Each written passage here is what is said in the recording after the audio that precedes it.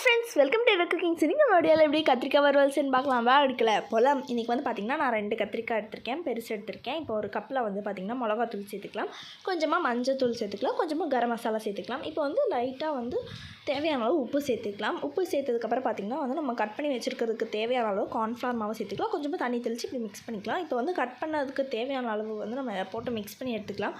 இப்போ வந்து பார்த்திங்கன்னா ஒரு தோசைக்கல்லில் வந்துட்டு எண்ணெய் ஊற்றிக்கலாம். இப்போ வந்து பார்த்திங்கன்னா நான் ஒரு 3 பீஸாக வந்து போட்டு பொரிச்சு எடுத்துக்கிறேன்.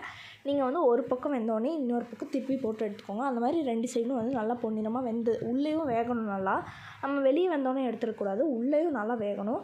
அதனால கொஞ்சம் நேரம் விட்டுடலாம். இப்போ 2 பக்கம் திருப்பி போட்டுக்கலாம். இது வந்து கண்டிப்பாக டேஸ்ட்டாக இருக்குங்க. நீங்கள் இது ஸ்நாக்ஸாகவும் சாப்பிட்லாம், இல்லாட்டி வந்து சாப்பாட்டுக்கு வச்சும் சாப்பிட்லாம். இது ரொம்ப சூப்பராக இருக்கும். நீங்கள் கண்டிப்பாக இது வீட்டில் ட்ரை பண்ணி பார்த்து எனக்கு எப்படி இருக்குதுன்னு கமெண்ட்டில் மெசேஜ் பண்ணணும். இப்போ பார்த்திங்கன்னா நம்ம பேசிகிட்டே வந்துட்டு நிறையா பொரிச்சு எடுத்தாச்சு. இப்போ இது சர்வ் பண்ணிடலாமா? இப்போ பாருங்கள், நம்ம அழகான சூப்பரான டேஸ்டியான வறுவல் ரெடி ஆகிடுச்சு. இது கண்டிப்பாக நீங்கள் வீட்டில் ட்ரை பண்ணி பார்க்கணும். இப்போ வந்து நான் பார்த்திங்கன்னா நான் டேஸ்ட் பண்ணி சொல்கிறேன். பாருங்கள், நல்லா சாஃப்டாக இருக்குது. எவ்வளோ தின்னாக வந்து க்ரன்ச்சியாக இருக்குதுன்னு பார்த்தீங்களா? அதோட ரொம்பவே சாஃப்டாக இருந்துச்சு. நான் இவ்வளோ எக்ஸ்பெக்ட் பண்ணவே இல்லை. பார்த்திங்கன்னா அவ்வளோ சாஃப்டாக இருந்துச்சு. நம்ம இப்போ டேஸ்ட் பண்ணி பார்த்துடலாம்.